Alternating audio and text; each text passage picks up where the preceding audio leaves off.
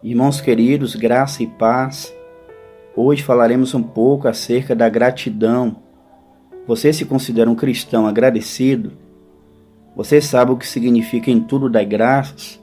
Pois bem, a fim de falarmos um pouco acerca dessa temática, abram a prevalecente em 1 Tessalonicenses 5,18. Assim está escrito: em tudo dai graças, porque esta é a vontade de Deus em Cristo Jesus para convosco. Queridos irmãos, essa carta foi escrita por Paulo por volta do ano 50 a 51 depois de Cristo. E como já nos explicou o obreiro Marlon em suas exposições nessa carta, ela é dividida em duas partes. Nos capítulos 1 ao 3, Paulo fala sobre como o evangelho chegou em Tessalônica. E nos capítulos 4 e 5, Paulo mostra como a igreja deveria permanecer no evangelho que eles haviam recebido. E aqui em 1 Tessalonicenses 5, 16 ao 22, que faz parte da segunda divisão da carta, Paulo alista 7 prescrições, como já ventilamos semana passada. Curiosamente, essas prescrições resumem alguns princípios fundamentais de uma vida espiritual sadia, a saber: regozijai-vos sempre, orai sem cessar, em tudo dai graças, porque esta é a vontade de Deus em Cristo Jesus para convosco, não extingais o Espírito, não desprezeis as profecias, examinai tudo, retende o bem, abstende-vos de toda aparência do mal. Embora, irmãos, iremos nos concentrar apenas no versículo 18, é importante que eu lhes diga que há uma ligação estreita nos versículos 16 ao 18. Temos neles 3 ordens: regozijai-vos, orai e dai graças. Todas as 3 ordens têm modificadores: sempre, sem cessar e em tudo. E a frase, porque esta é a vontade de Deus em Cristo Jesus para convosco, que aparece no final do versículo 18, aplica-se aos 3 versículos, pois o coração alegre e dedicado à oração, dos versículos 16 e 17, será um coração grato no versículo 18, e nada menos que o coração grato é a chave para a oração e a alegria. Dito isto, examinaremos o texto lido destacando 3 pontos. A gratidão é mandamental, a gratidão é ultracircunstancial e a gratidão é a vontade de Deus. Vamos então ao nosso primeiro ponto. A gratidão é mandamental. Nota a primeira parte do texto: em tudo dai graças. A expressão dai trata-se de uma ordem. Assim sendo, a gratidão não é uma sugestão, nem uma opção, mas uma prescrição. Temos aqui uma ordem apostólica que deve ser obedecida.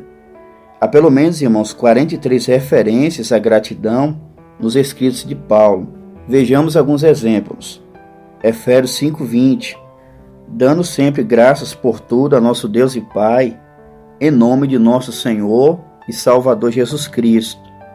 Aqui, irmãos, o apóstolo Paulo relaciona a gratidão com a plenitude do Espírito Santo, mostrando que ser cheio do Espírito Santo irá desencadear uma vida marcada pela gratidão. Em Filipenses 4:6, disse Paulo: não estejais inquietos por coisa alguma, antes as vossas petições sejam em tudo conhecidas diante de Deus, pela oração e súplicas, com ação de graças. Aqui em Filipenses 4, o apóstolo Paulo está combatendo a ansiedade, a solicitude, a inquietação. Ele mostra para nós que uma oração banhada pela gratidão será um dos antídotos contra a ansiedade.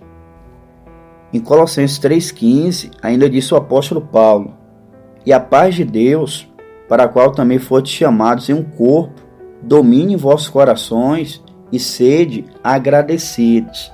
Então, irmãos, nós temos uma ordem para sermos gratos ao Senhor.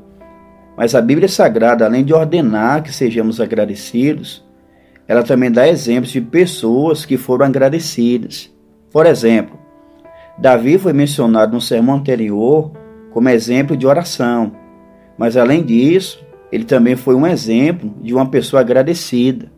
No Salmo 13, verso 6, ele exprime gratidão dizendo: cantarei ao Senhor, porquanto me tem feito muito bem. O escritor anônimo do Salmo 116, de igual modo, no verso 12 ele expressa gratidão com as seguintes palavras: que darei eu ao Senhor por todos os benefícios que me tem feito.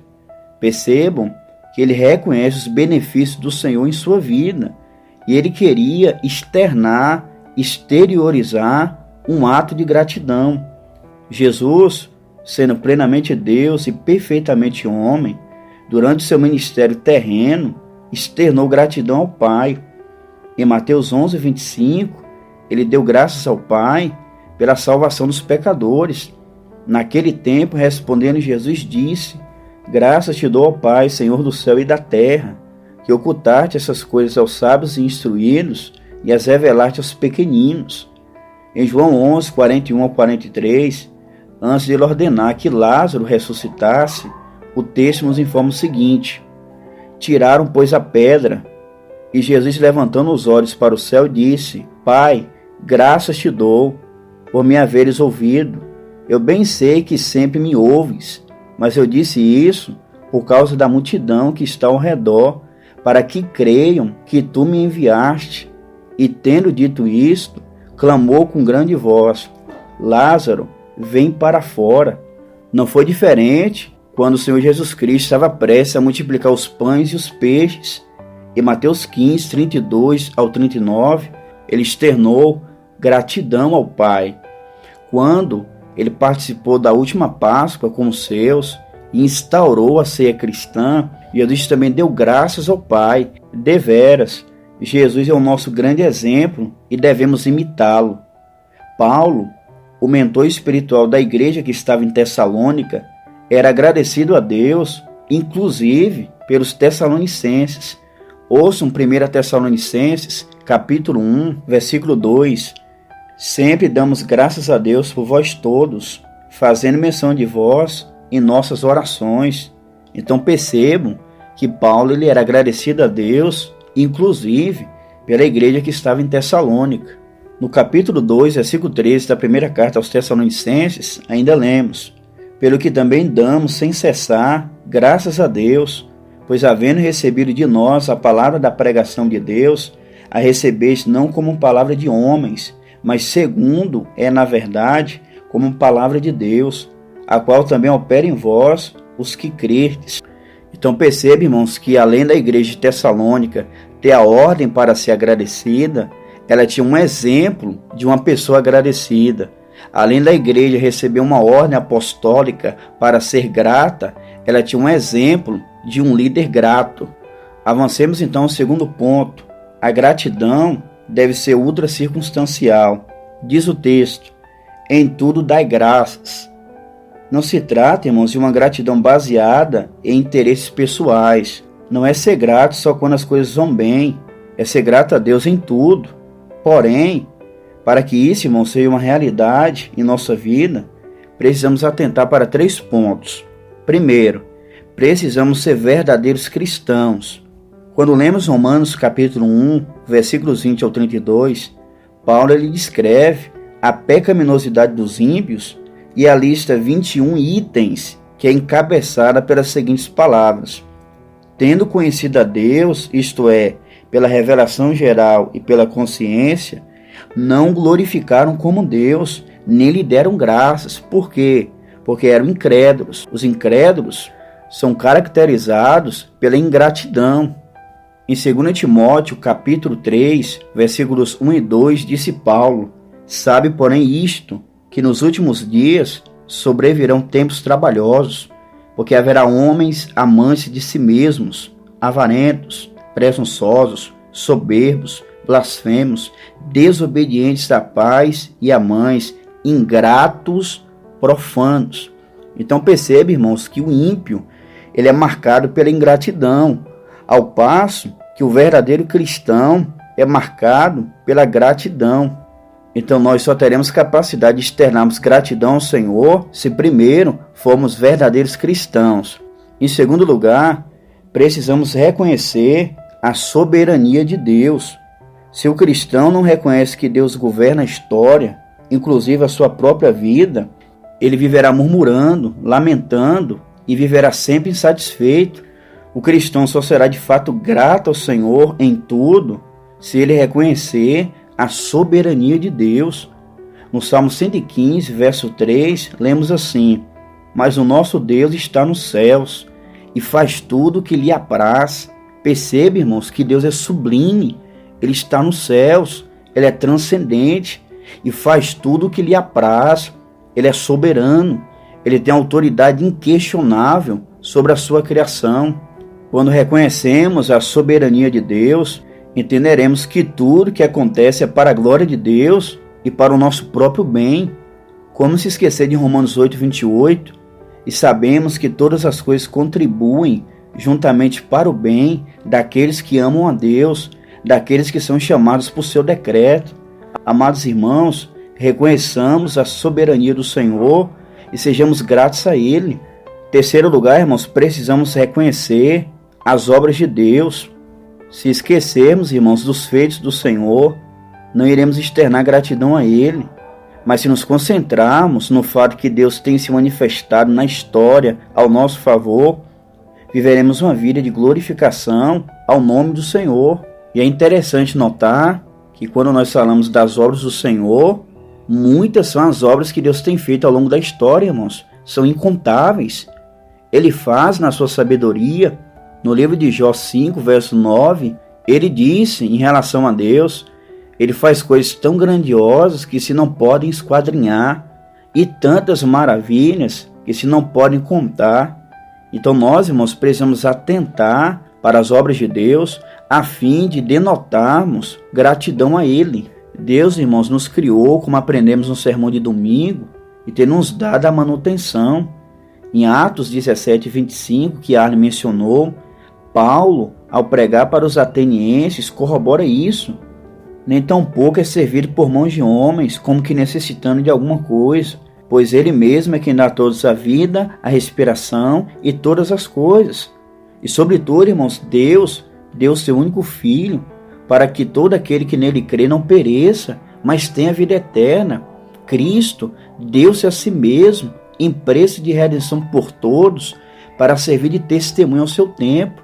Aquele que não conheceu o pecado, fez pecado por nós, para que nele fôssemos feitos justiça de Deus. Então, irmãos, se formos verdadeiros cristãos, se reconhecemos a soberania de Deus e as suas grandes obras, tendemos a viver uma vida adjetivada pela gratidão. Agora, irmãos, que vimos que a gratidão é mandamental e que a gratidão deve ser ultra circunstancial, vamos ao nosso terceiro ponto. A gratidão é a vontade do Senhor. Notem a parte final do versículo 18. Porque esta é a vontade de Deus em Cristo Jesus para convosco. Ser grato, queridos, é a vontade de Deus em Cristo para nós. Devemos nos empenhar em agradar o nosso Deus, em satisfazer a sua vontade. E isso, queridos, só é possível em Cristo, nosso Senhor. Haja vista ser Ele o nosso mediador perfeito. Em Lucas capítulo 17, versículos 11 ao 19, lemos que Jesus purificou 10 leprosos com o poder da sua palavra, e somente um estrangeiro voltou e lhe agradeceu. As perguntas de Jesus, constantes nos versículos 17 e 18, mostram que o Senhor espera gratidão, e respondendo Jesus disse: não foram 10 os limpos? E onde estão os 9? Não houve quem voltasse para dar glória a Deus, senão esse estrangeiro? Então essas perguntas de Jesus pressupõem que de fato a gratidão é a vontade do Senhor. Finalizo esse sermão bíblico fazendo duas aplicações. A primeira aplicação se dirige aos cristãos que me ouvem. Seja agradecido ao Senhor. Ele te salvou e, apesar do cenário contemporâneo, Ele tem cuidado de ti. Faça isso em suas orações, antes de suas refeições e ao longo do dia. Viva de forma a expressar gratidão ao Senhor. Fazendo isso, não haverá lugar em sua vida para ingratidão, murmuração e descontentamento. Atentem para as sábias palavras de Paulo em 1 Timóteo capítulo 6, versículos 7 e 8. porque nada trouxemos para este mundo, e manifesto é que nada devemos levar dele. Tendo, porém, sustento com que nos cobrirmos, estejamos com isso contentes.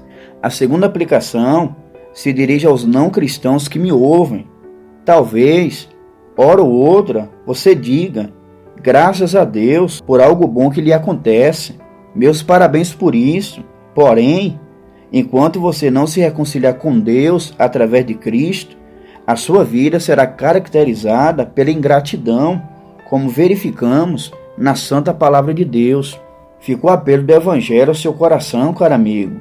Se arrependa de todo o seu coração e creia piamente no Senhor Jesus Cristo, pois só assim poderá ser verdadeiramente grato a Deus. Que Deus siga nos abençoando, em nome de Jesus.